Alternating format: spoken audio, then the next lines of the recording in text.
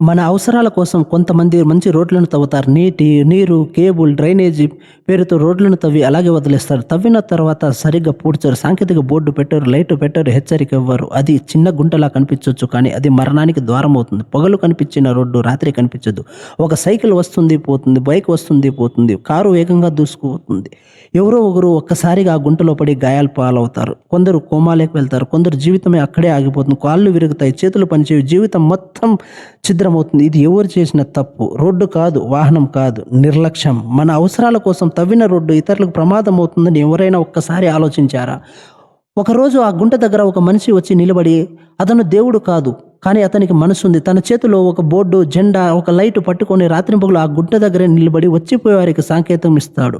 ఇక్కడ గుంట ఉంది అనగా యమపాశం ఉంది, జాగ్రత్త అని నిలబడడం ఎందరో ప్రాణాలు కాపాడుతుంది. అప్పుడు మనకు అర్థమవుతుంది, రోడ్డు పూడ్చకపోయినా పర్వాలేదు, కానీ మంచి మనసు ఉండాలి. ఇది